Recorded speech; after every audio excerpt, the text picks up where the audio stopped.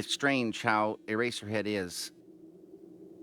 It is a personal film. It's my first feature, and it took the longest of any film, and I lived and loved that world.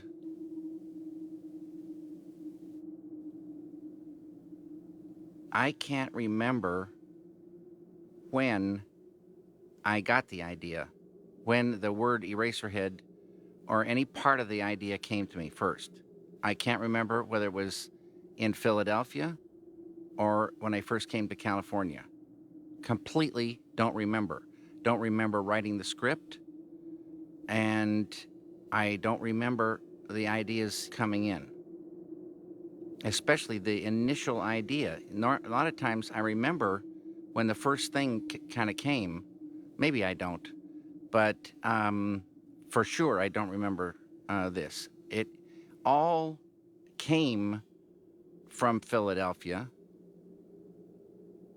but I don't know when it bobbled up to the surface. I got a independent filmmakers grant in 1968. That's an independent filmmakers grant. That was a brand new program, and I was in the second group to get one of those grants. That was to make The Grandmother. That's when I met Alan Splett and Herb Cardwell, who was a cinematographer. And I asked him, give me some tips on lighting.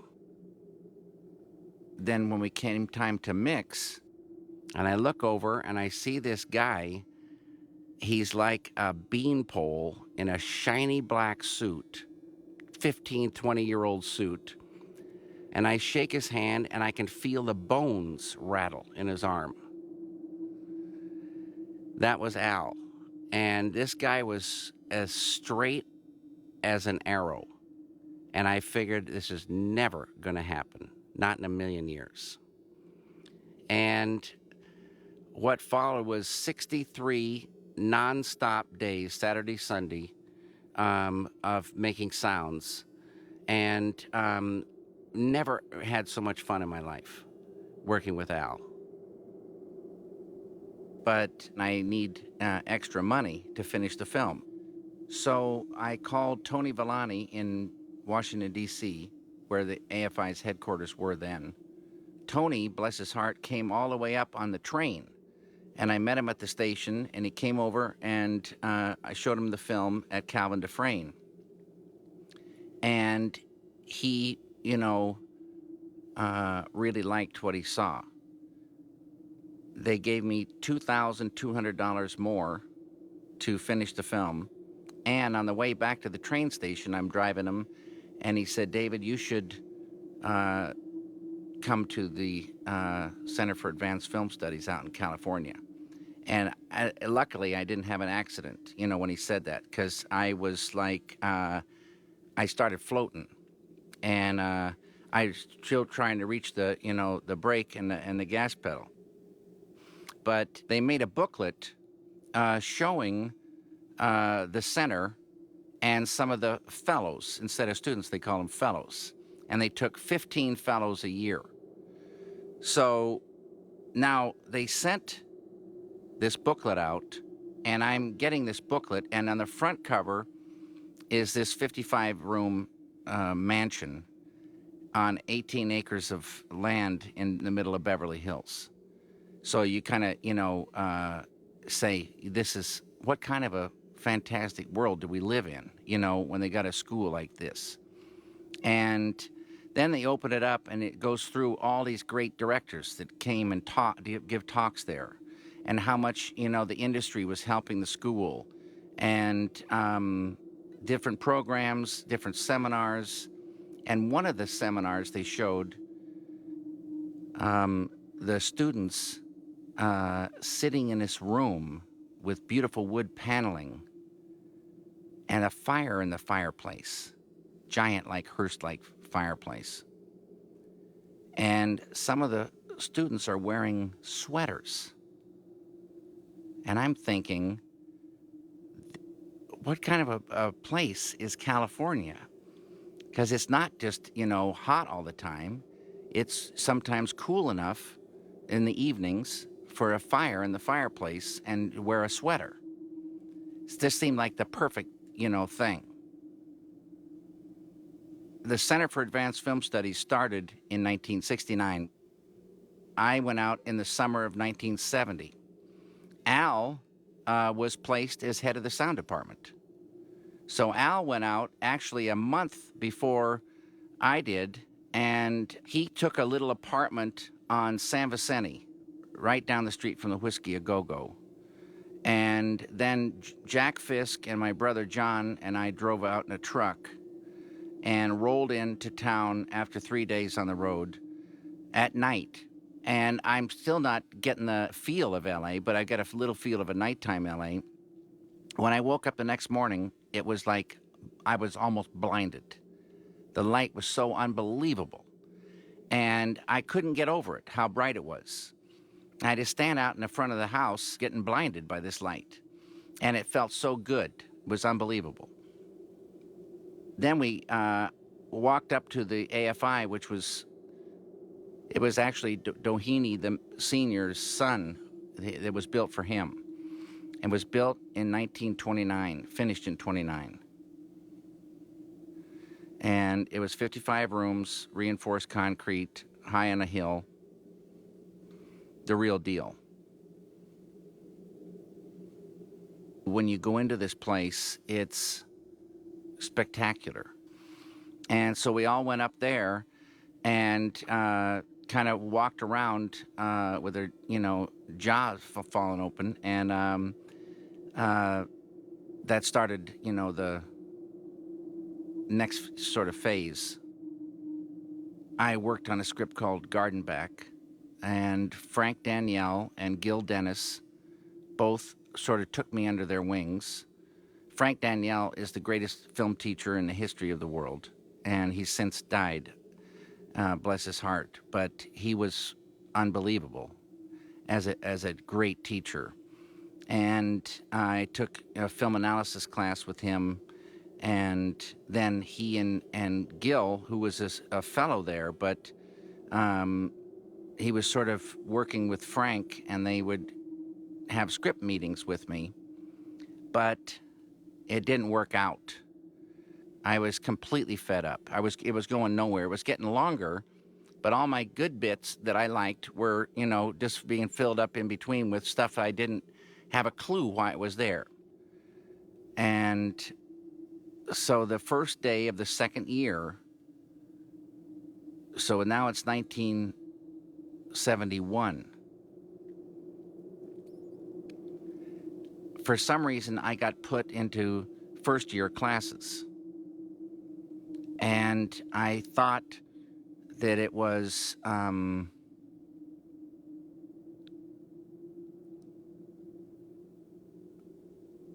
that I might have flunked, my first year.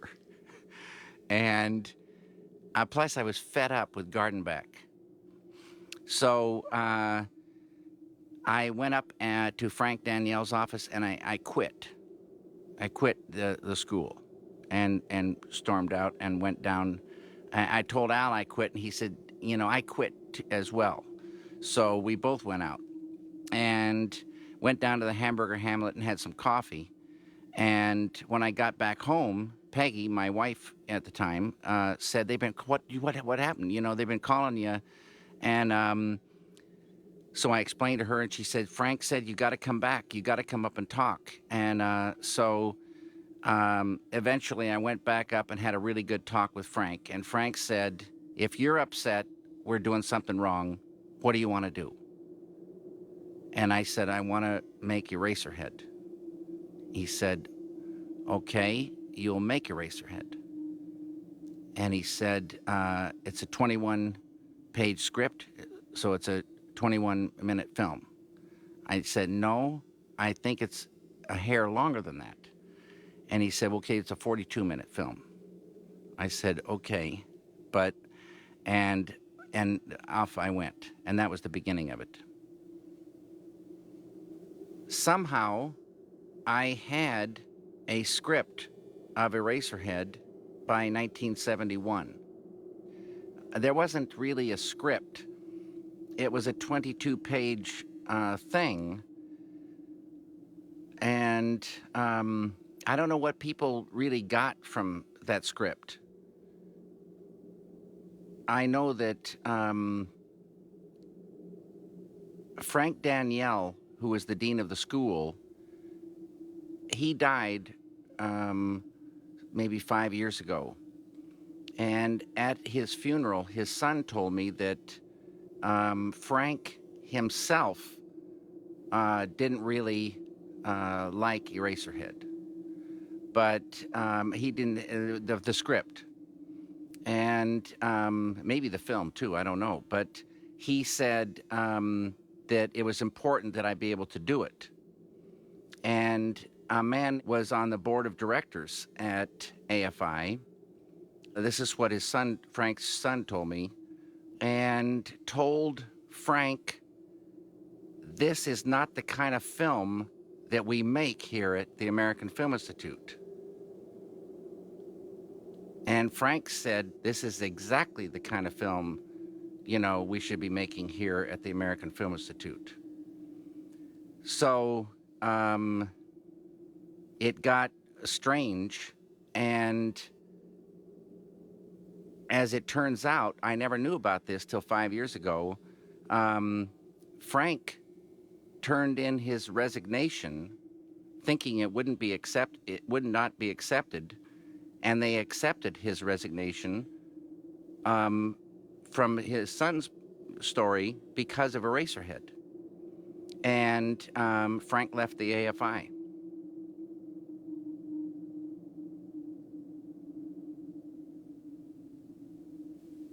Certain things had to be done before shooting commenced. And so I started working on those things. And somewhere in there, even I'd sort of been going down to the stables toward the end of the first year. I call them the stables. There were stalls, there were garages, there were car garages, all equipped with hydraulic lifts for the old, cars. There were maids' quarters, there was a huge hayloft, and there was a place where they stored firewood, which was, kind of enormous too. And there was also a greenhouse and gardener's quarters. And I took a room down there, and no one ever went down there. So I just sort of started, doing some things down there. And then I got the whole stables to work in, and a garage and some stalls and a hayloft and some other surrounding areas. It was like a mini soundstage. So, and then I got all this equipment from AFI. It was like heaven. We had 2 cameras, 2 CM3s, Eclair CM3s. We had a whole lighting package. We had video cameras, black and white, video cameras. We had a room that was called the camera room, where all the different camera things were stored, lenses and everything. We had a room that was we called the food room, where we ate. We had green rooms where Jack would put on his makeup. But strangely, on Eraserhead, the first person I met was in the film.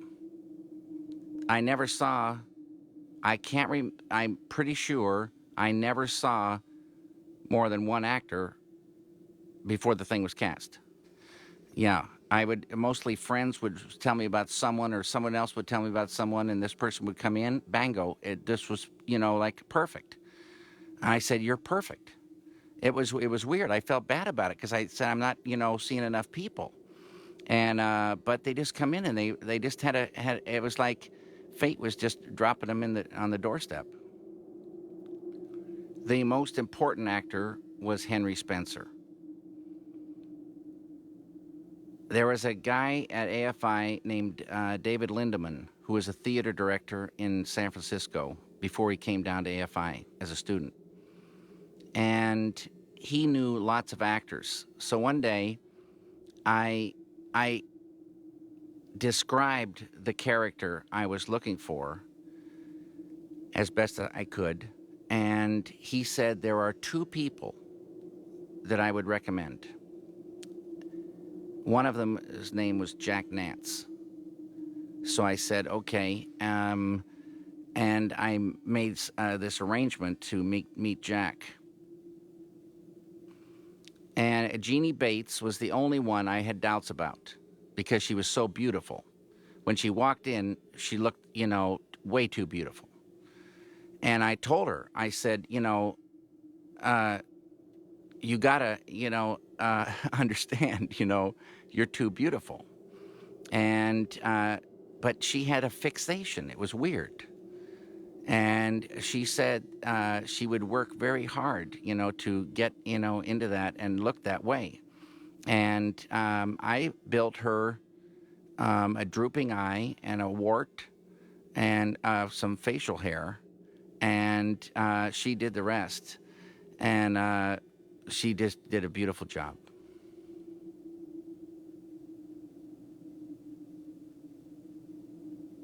Charlotte Stewart was a friend of Doreen's who was signed on as production manager.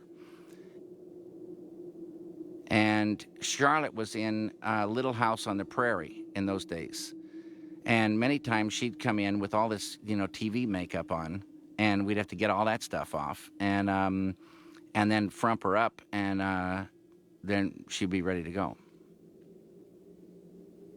Alan Joseph played Bill X, and he was also the first person cast for that role, and first person I saw, and it made a great family. In the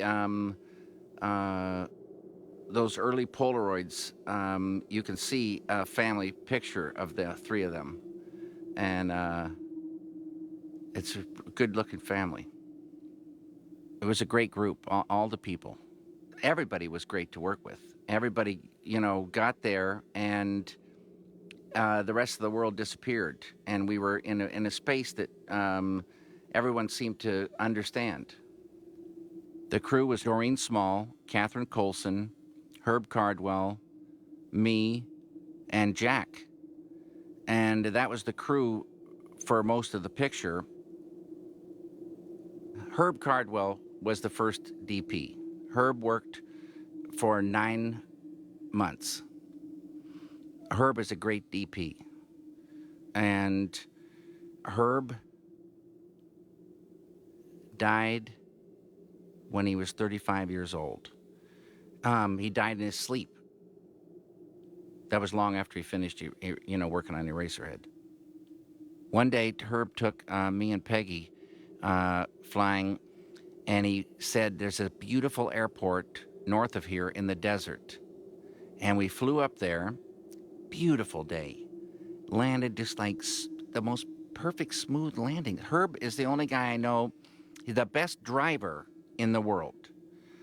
Herb drove with both feet, and he would feather his stops and feather his starts, and he would accelerate at exactly the right moment in a turn.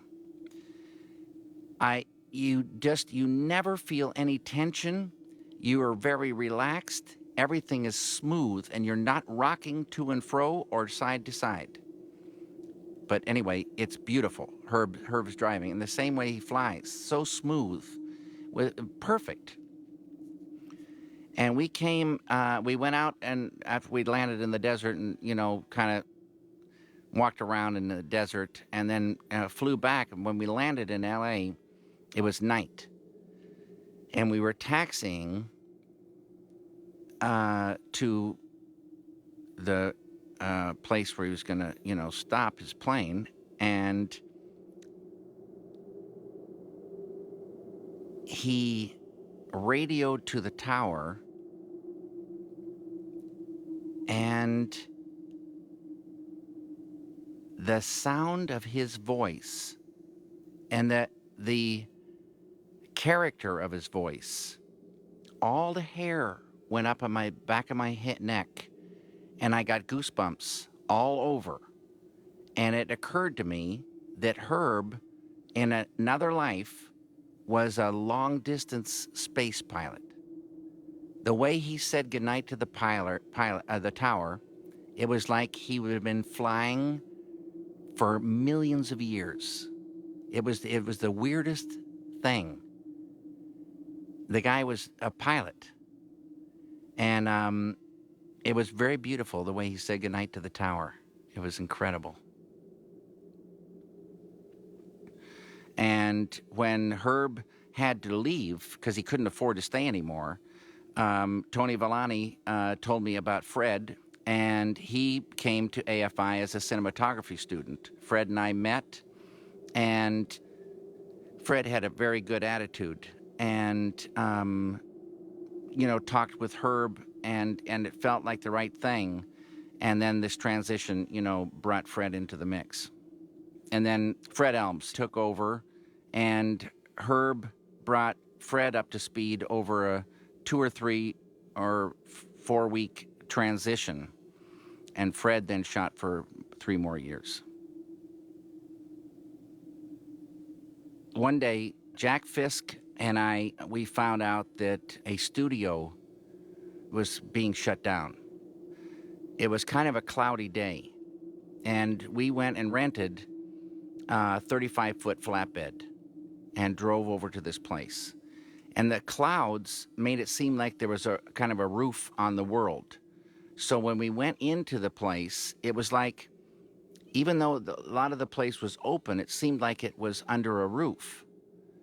And this was an ancient, real deal studio. And they were selling stuff for nothing. When we drove out of there, we had 35 feet long, 12 feet high of flats, uh, bales of wire, kegs of nails, 30-foot by 40-foot black backdrop. I can't remember all the things we had. A lot of like radiators and things that I needed for the film, but all the sets were built with those flats. And since I had a paper route, if there were holes in them, I would just do paper mache, patches, and with the newspapers, Wall Street Journal and Flour and Water. And all that 35 feet by 12 foot high, all this stuff, $100. $100. My brother John helped me build sets. Like I said, Jack Fisk, helped, getting all these things. And they were stored down at the stables, all the flats, all the stuff. And then I had to, build, many things for sets. Jack Nance helped me a lot, on certain building projects. And I loved working with Jack. We were troweling plaster one time, and had a curved surface. So I talked to this guy about plastering. How do you trowel, get this stuff smooth like glass? And he says, you got to trowel it.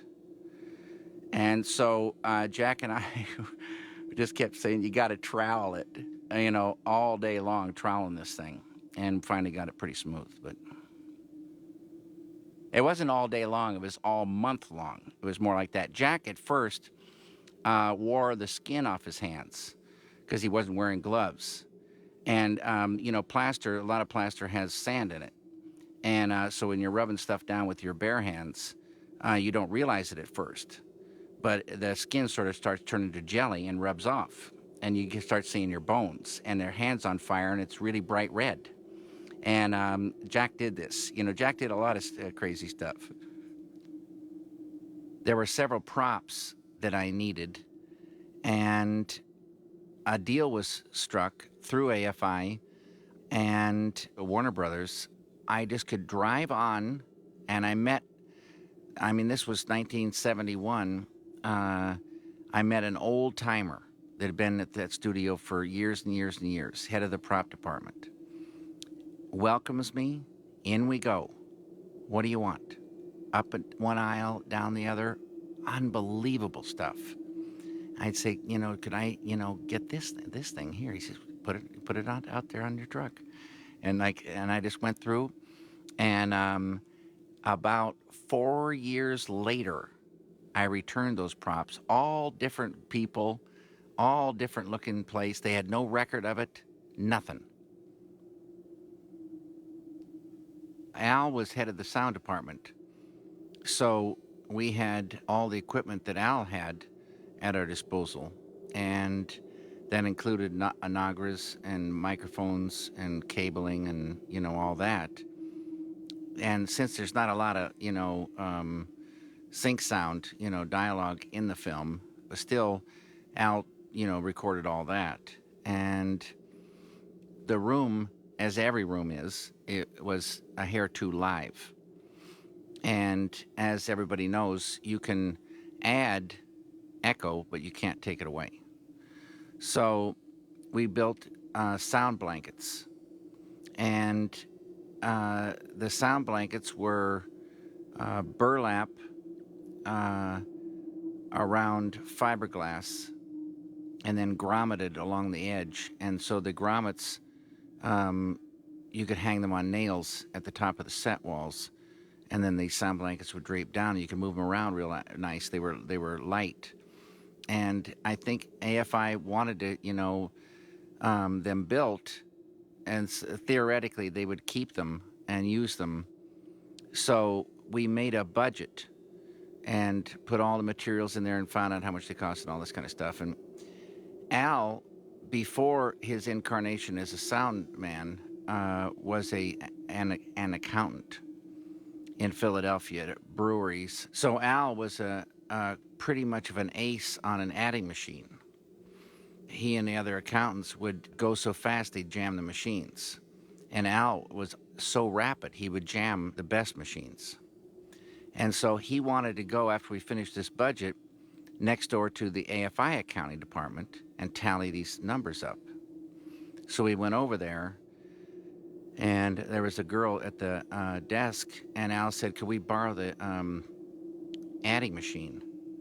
And she said, what do you want the adding machine for? I'll add those. He said, no, I'll add them up, but, could we just use it? And she said, give me the numbers, I'll add them up. And Al said, no, let me add them up. I've got them right here. And he kind of went around, and this girl's eyes went about like silver dollars. He had those things in a heartbeat. This machine, jumped to life, and the paper was spit out. And he popped it and borrowed her stapler and put it together, and we walked back across the hall. But he was super fast on machines. And unfortunately, Alan Splatt and Herb Cardwell are both gone now.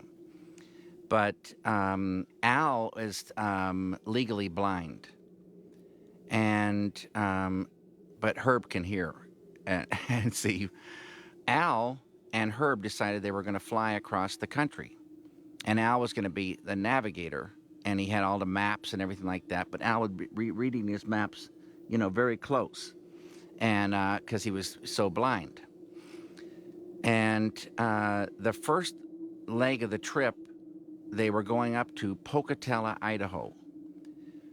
So they took off, and Al navigated Herb up there, and they radioed ahead. They were going to land at night, and the guy said it's so late he's going back into town, but he'll leave a rental car there, and just come in, lock up. It was the good old days. So Herb did a perfect landing, at night. They parked the plane. There was the rental car. They did everything the guy wanted and started driving into town. And around Pocatello, Idaho, there's just these narrow little 2-lane roads and pitch black. So Al's riding shotgun, Herb's driving, because Al couldn't get a driver's license because of his blindness. And Al tells this story. As they're driving from this little airport into the city of Pocatello, Idaho, Herb is talking, and he's telling some story or something and talking fairly, rapidly. And the talking suddenly doesn't start, it starts not making sense to Al. But it's rapid nonsense. And Al notices that the lights are now illuminating the side of the road. And the car is starting to, go off the road. And Herb's voice is now going up in pitch. And he's talking just as fast, but his voice is rising. And he's in the shoulder of the road, and his voice is going up higher and higher in pitch, even though Al is screaming at Herb right next to him.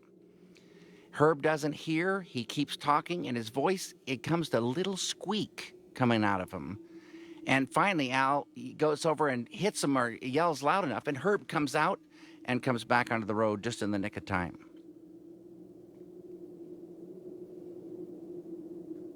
They continue the trip just fine. Of course, that's like Al, got to keep a good, eye on Herb. He didn't have a good eye. There needed to be, certain things discovered. And I love organic phenomenon. And that has led me to various things. And it led me to one day calling a veterinarian. And I asked him if he had a dead cat. And he said, "No, sir, I don't." And I explained to him. He said, What do you want a dead cat for?" And I said, "I want to study this cat." And so something, he at first pegged me for a total nutcake. And then something caught him, and he took my number. And lo and behold, 10 minutes later, this same guy, veterinarian, calls me and he says, "I have a cat." I can't believe it. I get off the phone. 2 minutes later, in it comes. Had to put it to sleep, and you can have this cat. And he asked me that it would never show up in a film. In the film. So, or be recognizable. So I had this setup in my basement there. And I drove down and got the cat in a cardboard box. And just before lunch, I put it into a jar filled with formaldehyde. And it went in like a slinky. It just laid down in the formaldehyde. And then I went upstairs and had lunch and came back down, and I went to get the cat out of the jar, and it had gotten rigor mortis. And this had a narrow top. It was like trying to pull a steel cat out of a glass jar. And so I finally got this thing out of there. And I had a whole setup on the workbench. My idea of an operating theater.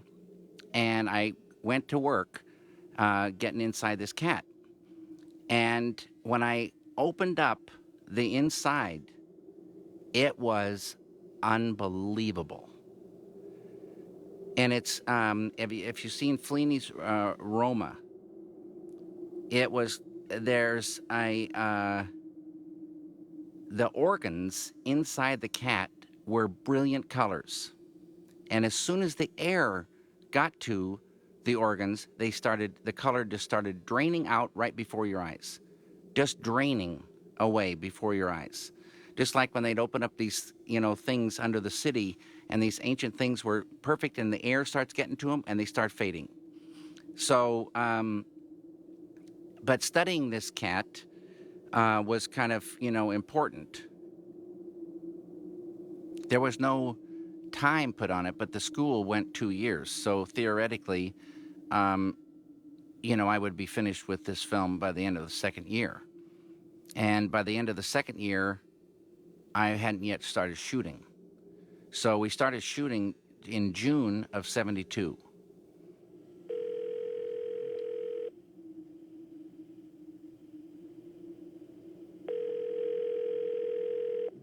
Hello? Hey, Kath.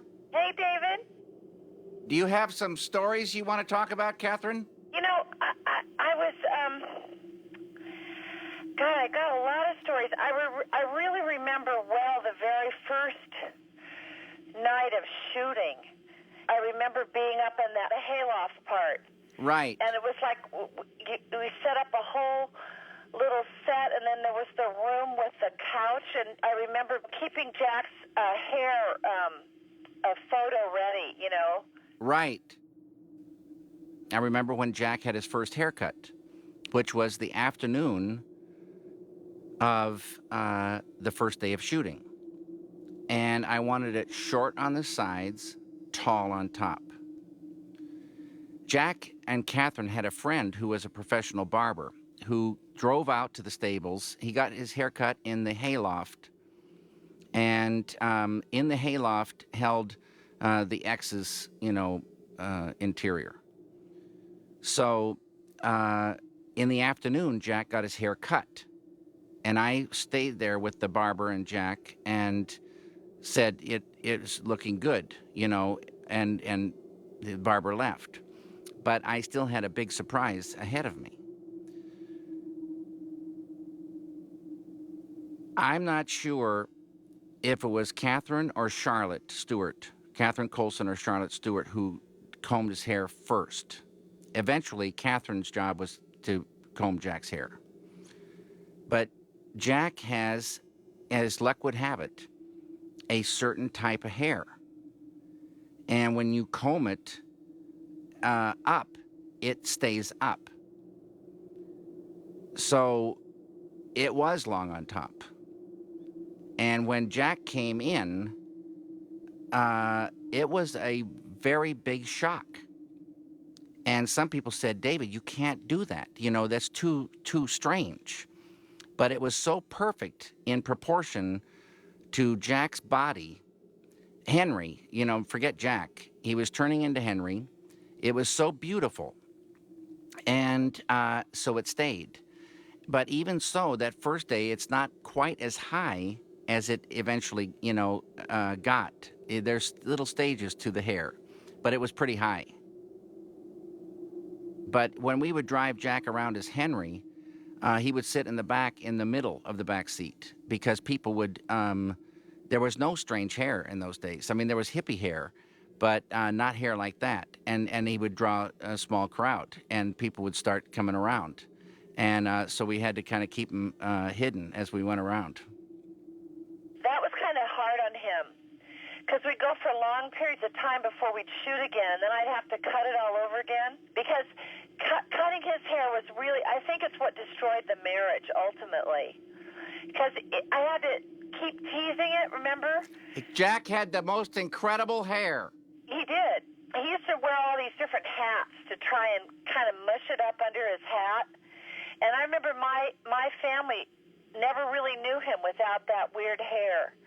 That he would go to like family reunions, and you always see him with this, kind of odd flattened hair, because he didn't like to tease it and wear it up when he wasn't just on the film. I know. But I know I am really sorry that I didn't ask for that credit. That even though it was your design, that I wanted that Mr. Nance's hair thing.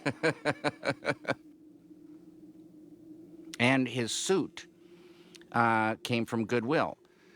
And it was in those days, the Goodwill was like, you go into a place, you couldn't believe what you were seeing. It was so beautiful. And so we just walked in, and picked, all the parts for Henry's suit, shoes included. I'm pretty sure those were from Goodwill. The first scene we shot was a scene on the couch with Henry, Mary, and Mary's mother, Mrs. X. And we did all the X's stuff first, and then we did the X's, how they relate at Henry's apartment. But most of those things are gone. But there was a scene at the front door of Henry's apartment with Mr. and Mrs. X paying a visit. And that was, it kills me. That is part of the film that's been lost. Then Alan was, and Jeannie were finished. So they actually got finished almost like in a regular film, fairly soon and professionally. But then when we got into Henry's apartment, it just went into another, zone. And that's when we, bit off quite a chunk of time.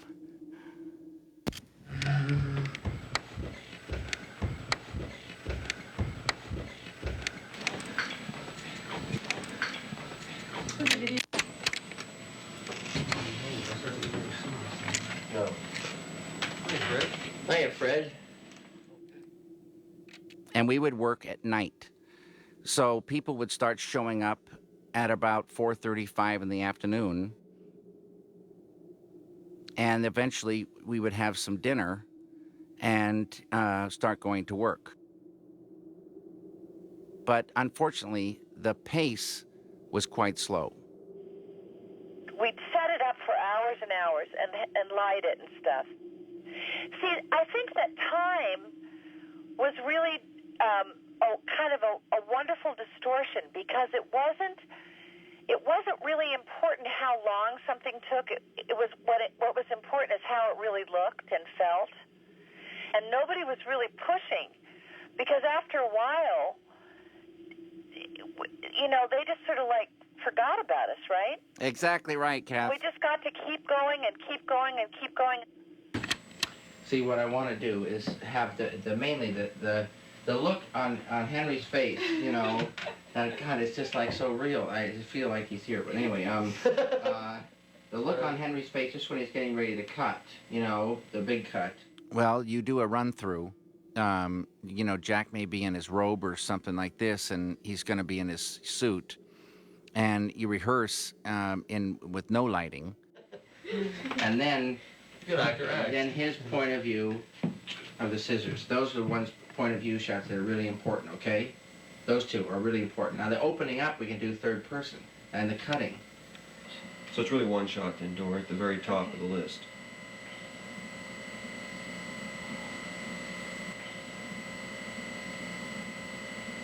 Second shot is over here with the 28. Right. Henry. Cutting.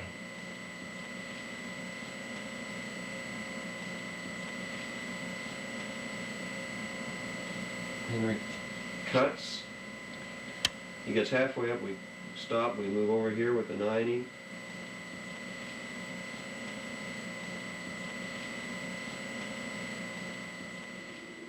After Jack and I had rehearsed, on our own, then Jack goes away and Herb would start, lighting based on what he saw in the rehearsal. It was painstaking lighting. It was exact. It was beautiful what Herb was doing. And sometimes, 15 or 20 little inkies, floating around up in the ceiling. That's why I say Philadelphia is my greatest influence, because a lot of things started in Philadelphia, and there is a certain mood to some of these interiors, and they carry way more than what you see. A thing is indicated from these interiors. Something about the light and the molding and the proportions, a thing is indicated, and the mood outside. And it sort of seemed like to me that there were factories, industrial buildings and neighborhoods, dark and forlorn, tucked in somewhere, sort of like you can't get there from here. They're sort of lost in another kind of place. And this is what comes from Philadelphia.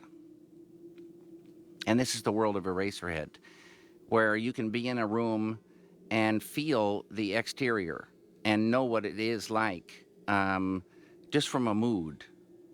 And that's the way it was in Philadelphia as well. I don't remember. I remember one sunny day, and that's about it. But what?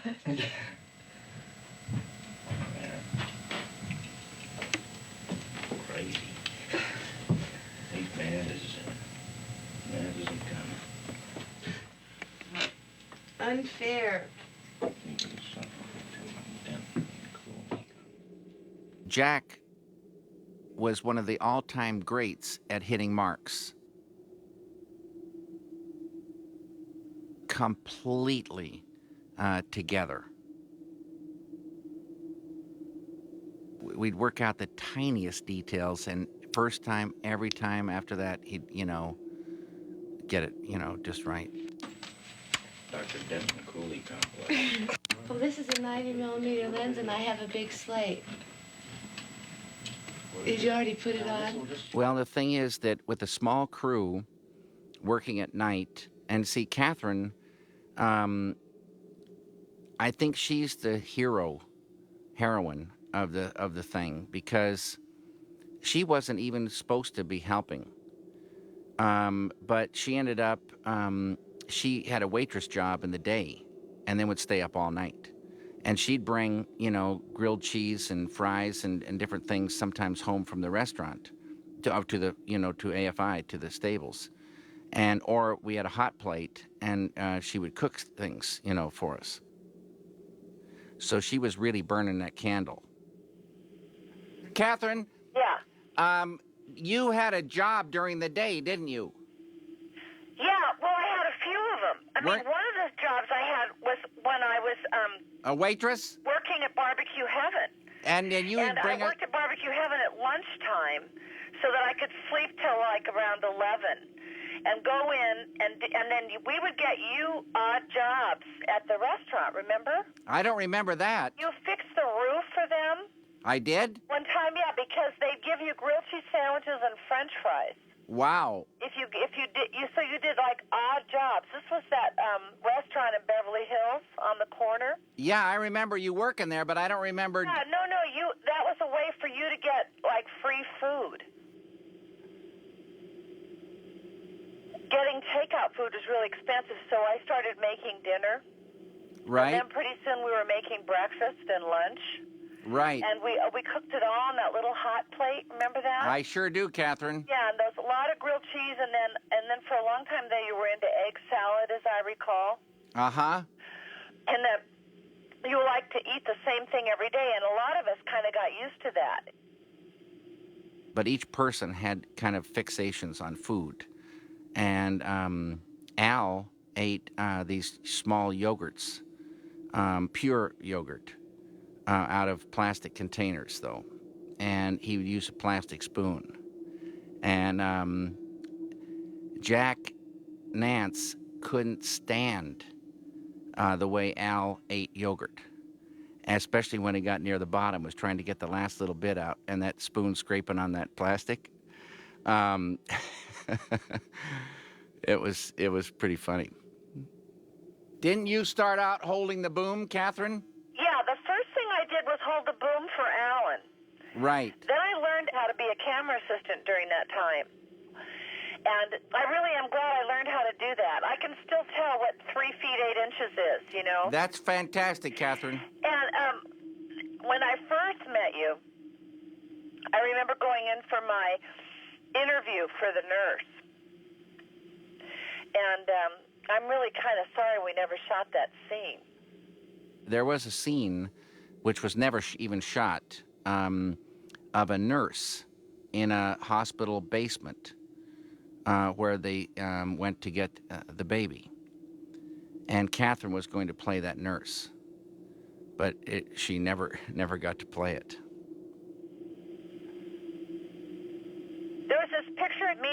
Frankie being tied to a bed, Right. and we were trying to find somebody to do that scene. Do you remember that? So I was calling all my women friends and asking them if they would mind, if they'd like to be in this movie, and they'd be in this scene where they just would be tied to a bed, and this guy had like these kind of battery cables, and everybody said no for some reason. I never really understood that. They weren't good sports, Catherine. I guess we were pretty good sports, though. Yeah, 'Cause you and Frankie and I did it, right? You and Frankie did it great. Does that exist anymore? I actually have that little scene, Catherine. Oh, you do? Yeah, a part of it anyway. God, I'd love to see that someday. Yeah. Well, mostly what I remember, David, is I remember being there really long hours and really having fun figuring stuff out. I remember the night that you asked Doreen and me to fill this whole drawer full of pudding. Right. It had like a little thin layer of peas on top. Right. And we were trying to calculate the square or the cubic footage of the drawer based on what was in a package of vanilla pudding. Right. It was like you used 2 cups of cold milk, and we were trying to figure out how many of those little packages that we got from the Sunbeam Market, because that was the one that was open really late on Sunset. I remember that Sunbeam Market. Peggy Yeah. used to go And there. we go down there to the Sunbeam and buy, but we didn't have a whole lot of money either, right? No, we didn't, Catherine. So we tried really hard to make the vanilla pudding stretch. And we tried to make it with water instead of milk so that it would, be a little less expensive. And then you just coated it with this little layer of peas. And they were frozen peas, as I recall. We had to kind of cook them so they'd be plump enough because they couldn't be really shriveled. Right. So we after we finally we lined the drawer with plastic, and then we filled the whole thing with the pudding, and then you just laid this little layer of peas, and then the scene was just Henry. I haven't seen it for a while, but Henry just reached in and pulled it out, right? Exactly. All the utensils were down inside that stuff. Right. Well, I remember that I was really learning how to do follow focus, but it was like a macro lens, wasn't it? Uh-huh. And then I had to figure out how much distance there was kind of like between peas, as he reached his hand in. But I just had another memory when the new fellows were coming the following year. Uh-huh. And they were having this big fancy dinner up at the main house. That was the bed scene. Right, and we were filling those tanks, and it was really, really cold outside. Yeah, Jack had a couple of lines about that. But we were driving back up and down that long driveway with these big Sparklets bottles, trying to get the water warm enough. 'Cause Exactly. You had just run hoses into the tanks, hadn't you? Yeah. And it was really cold, and they were in it like all night. Exactly right. And what did you use to make the milk? To make it look like a milk bath. I believe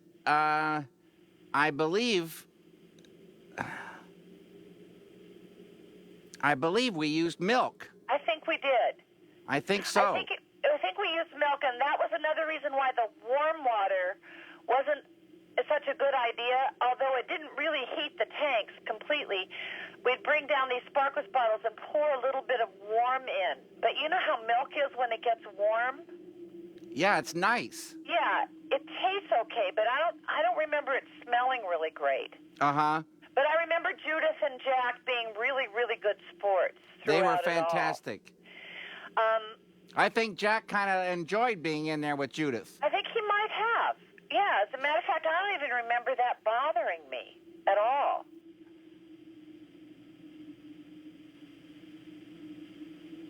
After 1 year, like I said, almost to the day, Fred had been shooting for 3 months. We ran out of money. AFI would give a certain amount of money to each film, and that was it. And we'd run out. So it just stopped. And, hope was in the air. But I think it was quite a long time before um, I got more money to continue. And two great supporters of the film were Jack Fisk and Sissy Spacek. And Jack, in those days, right around that time, after we'd been down for a while, um, Jack had two jobs as production, what they call an art director then. And since he had two jobs, uh, he would have me follow him to the bank, and he'd sign over one of those paychecks to me, so we could, keep working. And things like that. Both Jack and Sissy put money into the film. Also, Jack's sister, Mary Fisk, uh, played a huge part near the end of Eraserhead by, raising all the finishing money. Then, from then on, it went piecemeal with many months downtime trying to get money or build a set or, to go forward. And then we'd shoot for a burst and then, go down again.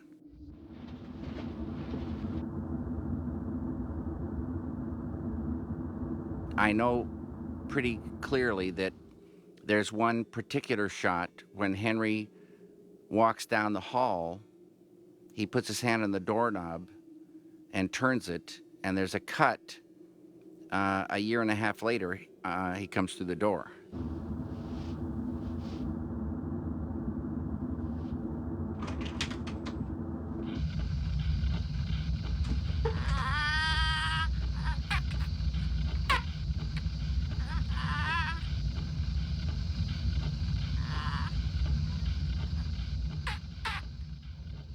I started living in the stables in 1972.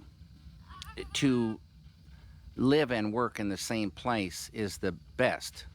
So it was a perfect, scenario. I lived in the stables and had it, for all those years. And Al, a lot of the times he had lived in the one wing, and I lived in Henry's room, and I lived there maybe off and on 2 or 3 years. It was illegal what I was doing. And Henry's room was inside of a room that might have been a living room at one time for the maids. It had two doors. Both of the doors we went in and out of. One of the doors had a door on it, and you open it up, and it had another door that was a door in the hallway. So it was a two-door deal. So when I slept, I bolted a piece of plywood over the doorway, the original doorway, from the inside, and they padlocked me in from the main door. So someone coming up would see a piece of plywood with just the rounded, ends of bolts, and no other, visible way to open it, and then they'd see a padlock on the main door. So I was secure in there, I felt, and then I'd hunker down and sleep in the day. And it was very dark in there. There was no windows. So it was a kind of a beautiful room to sleep in. They knew I was there, certain key people, but they kept it quiet and turned their head away. And Jim King, who was lived in the gatehouse with his wife. Jim knew very well I was staying down there, and he would give me a yearly inspection, and he would announce, "I'm here for your yearly inspection," and come through and look at all the rooms because he had to do it. And and then give me a passing mark that we're keeping things okay, and off you go till I saw him the next year. One night, this was after Herb had gone, a big bin, like a big giant trash bin, not a lowboy, but one of the things with the ladders on them. You got to go up a ladder to see inside. This had been delivered in a courtyard up at the main house. And Fred and I went up there, and no one was around. It was just sitting there. No one knew what was in it. And we discovered that inside there were like 10,000 light bulbs in ancient, wrappings from some studio that was getting rid of this stuff from ages ago. And we crawled in there and probably got, 200 or 300, maybe 500 inky bulbs. Fred got bulbs bigger than basketballs that he still has. There were, I don't know if they were 5,000 watt bulbs or more. I don't know what they were, but all different kind of ancient light bulbs. It was like beyond Christmas. I have like all these images in my head, like going around and looking for alleys. I'm driving and driving and driving around, and then going ahead and bringing everything down in our cars. Right. And that we all just sort of did everything. All the locations were, well, not all of them, but pretty nearly every one of them was downtown LA. But on the other side of the street from Cedars-Sinai Hospital, there was a whole block that used to exist, a huge block, under where the Beverly Center is now. And in that area, it was just like in Spanky and Our Gang comedies, The Little Rascals. It was out of the 20s or 30s. And there was a pony ride from way back, somewhere in like the 30s. There was a little key shop, little key stand. And there were these tanks and oil wells. And you couldn't see them from the street because they had this donut of earth around in case the tanks blew out. So you'd climb up over these things and down into a brand new world. And that was one of the greatest finds.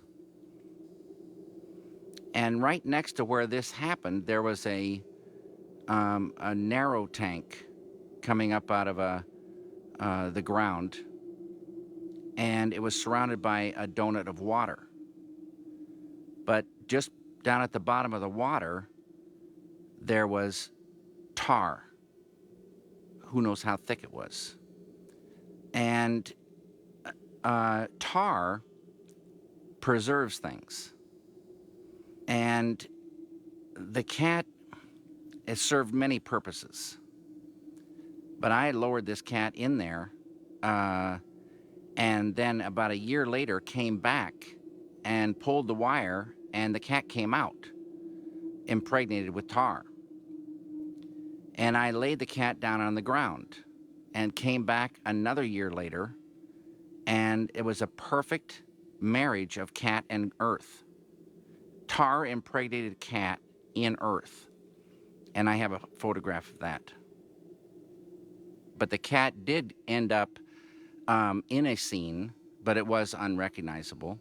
There was a scene where Henry catches his foot on a wire that was connected to this cat, as if some sort of strange thing had been going on. And, but that never made it into the film, but I have a little piece of that, film left. And I remember having to call CFI and get in my car and drive as fast as my car would go to get there by midnight. Right. And give it to Mars. Remember Mars? Mars Baumgarten. Oh, he was a great guy. He really helped us a lot. He sure did. But then I think one of the reasons why also it's so indelibly printed is that so often we would then do it again. Exactly. So we had a chance to really, get into it. And somewhere along in there, George Stevens Jr. made a deal with Sid Solo, who was running CFI, that we could get all our film developed free and then printed at a very, good reduced rate. And that really saved us. So there's the guy named, there was George Hutcherson, who just recently left CFI, and Mars Baumgarten was the night man. And we'd see Mars all the time. And that went on. They saw us, for many, many years, bringing in, the film. We'd screen our dailies up at the main house, and Ron Barth was our projectionist. He was night watchman for a while. And Ron is one of the several people who claim to have seen the ghost of Doheny. As a night watchman, he sometimes took a little nap on a couch in the main entrance hall, and something woke him up, and he looked up, and on the stairs was Doheny in his bathrobe, and then just gently, disappeared. Jack Nance saw Doheny. One night we were shooting on the stage for The Lady in the Radiator, and it came time for me to deliver my papers. And during the time I was gone, Jack wandered back down into the basement of the main house, because we shot that up in the laundry area. In a mansion like that, people like the smell of clothes that have been dried in the air and the sun. So there was a pit off the laundry room. And this pit, you couldn't see from, it wouldn't ruin the look of the mansion. It was a concrete pit with maybe 20-foot walls. And they had all these lines in it where they'd hang out the laundry. And it would dry with no one seeing laundry on a line. And in that pit, I built a set for, the Lady in the Radiator. And through the laundry room, you could enter the basement corridors. And then they kind of slanted down to a deeper, basement. And Jack went down there that night and took a nap. And he was awakened and saw Doheny. The Lady in the Radiator was never in the original script. And one night I was sitting in the food room, and I started drawing on a 3x5 card. And I drew the Lady in the Radiator. And I'd been thinking about some things, and it sort of came to me, right then, that she was going to be in the film, and that she was connected with the radiator. I don't know how it happened, but that whole thing, she lived in there where it was warm. And I thought, I better check on that radiator to see if it's possible that somebody could be in there. And I went running in, because I couldn't picture it in my mind, to the set, already months established, and looked at that radiator, and it's unlike any radiator. It has a place in the middle that, just was a perfect entrance to where she was. And how many radiators have that?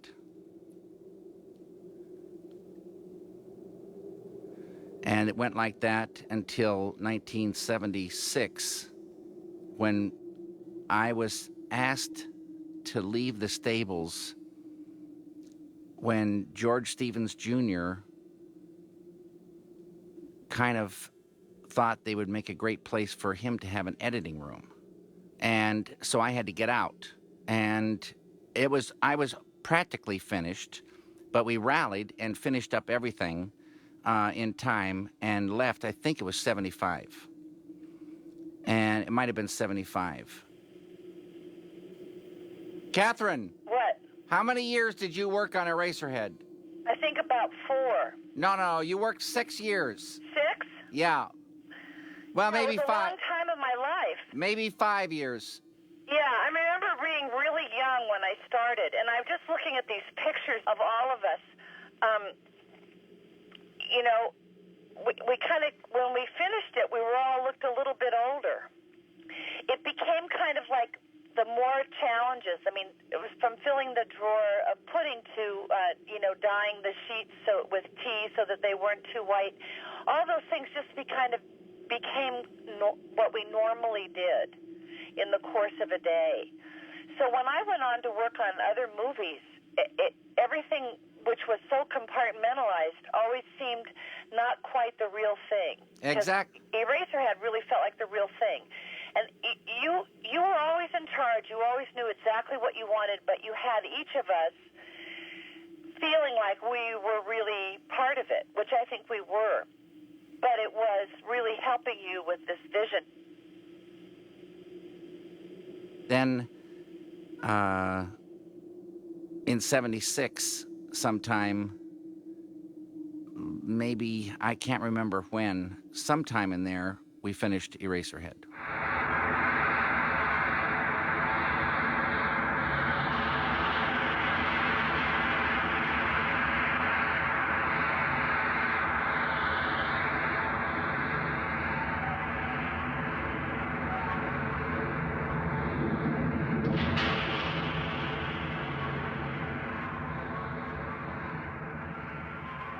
A sense of place is critical to a film. And sound, particularly, can expand, what you're seeing and expand the world. And those things can break a mood or enhance a mood. And naturally, you want to make a world, and it's a particular world in every film. But this one is a particular, feel. I was editing all along. So it was always kind of right up to where we were, and I just plug in the pieces. But then it was quite long at one point, and I had a stand-up old bubble movieola, and it was a beauty. It was very kind of film. And I loved that machine. And then I moved that movieola to the bungalow and had it set up in a garage. And Al and I, could work together in there. Then when we came time to mix, it was all mono, 8 dubbers, and mag mix. And some people came to AFI, and they were part of the Cannes Film Festival. And they wanted to see Eraserhead to see if it was going to go to Cannes. So Al and I had a talk that we would try to work and make the Cannes Film Festival with Eraserhead.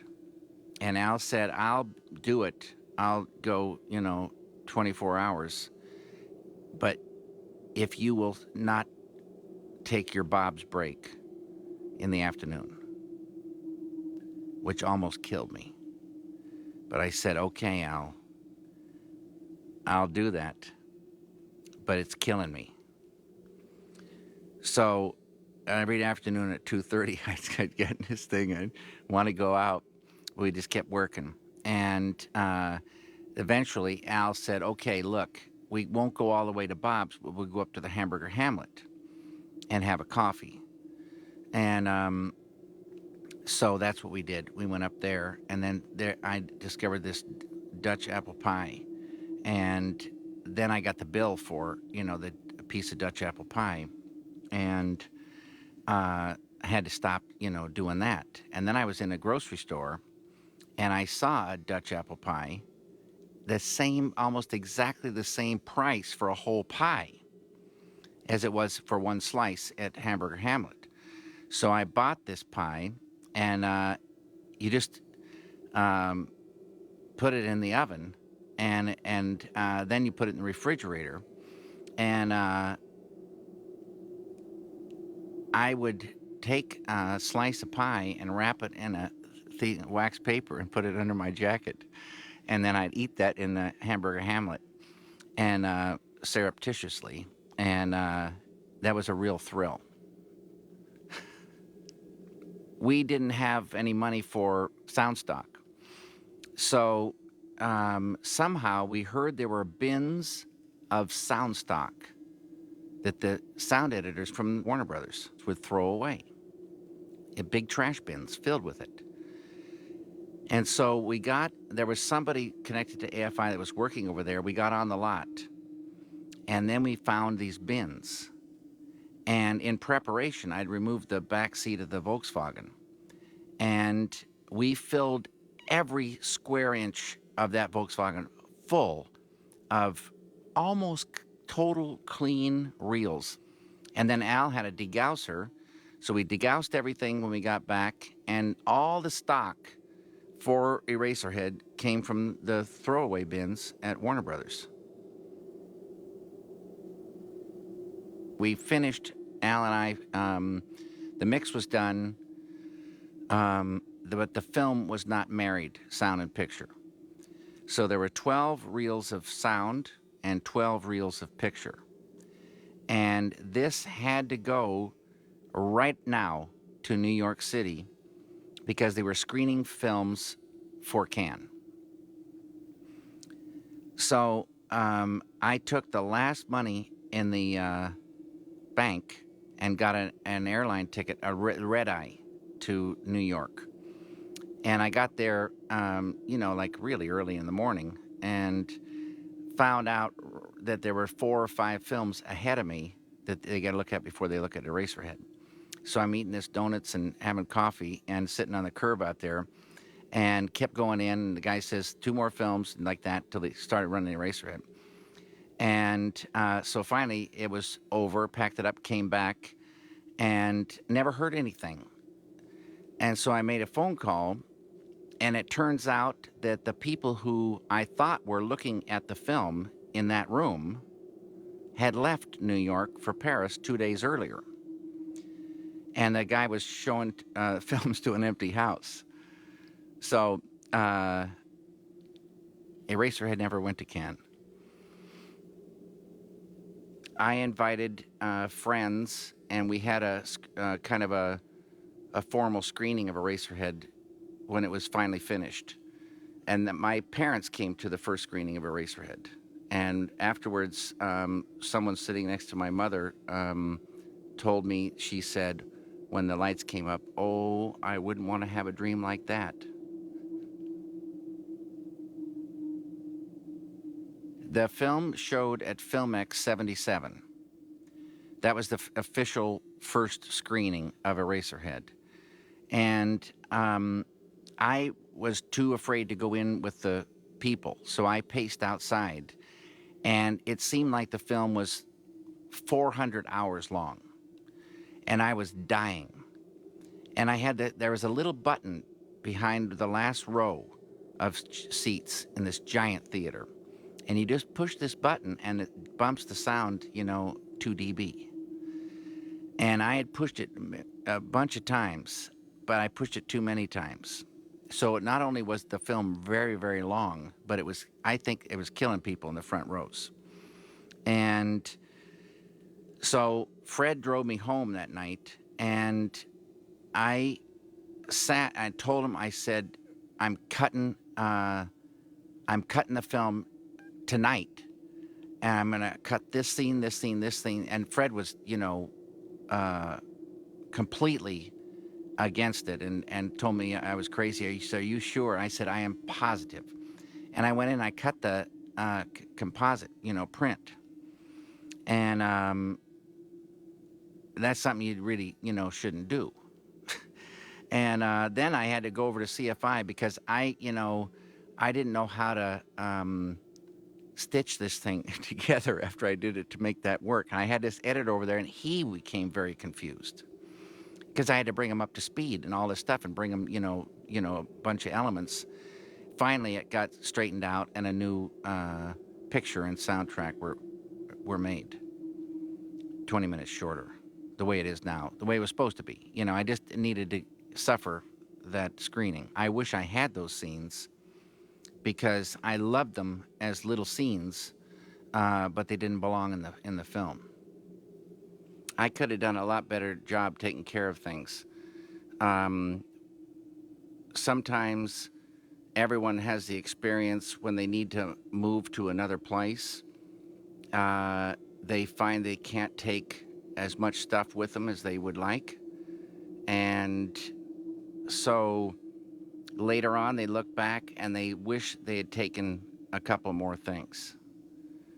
So I've lost a lot of things from Eraserhead that I wished I'd kept. Well, in those days, no one thought too much of Eraserhead. It was midnight films that put it on the map. And that was Ben Barenholtz, known as the grandfather of the midnight film. If it wasn't for Ben getting picking it up and distributing it, nothing would have happened to it. Zero. And it opened at the Cinema Village in the fall of 1977. And there were 26 people in the theater the first night. That was a Friday night. Then Saturday night, there was 24. And Ben said, I'm not going to spend any money, and I'm not going to, do any kind of, big promotion. And he said, in 2 months, there's going to be lines around the block. And that's exactly what happened. It played in 17 cities for as long as 4 years on the midnight circuit. And that usually meant one night a week, Friday or Saturday at midnight. I'm going down Sunset Boulevard, and I see 5 Woody Woodpecker dolls with hooks in their back, and I feel the pain of them. They're hanging in a service station. I swing a U-turn, slam on the brakes, pull into this place, and I said, I want those guys off those hooks. I'm buying all of them right now. And the guy helps me get them down. I sit them all in the back seat, and those were my boys, and I kept them for many years. Sometime in the New Art Theater, where it was running Eraserhead every Friday night, said they would like me to maybe think about doing a new trailer, some kind of thing to, kind of goose Eraserhead attendance. So I had Fred and Catherine shoot me giving a talk on Fred's couch with the Woodpeckers, and that ran at the New Art along with the official Eraserhead trailer.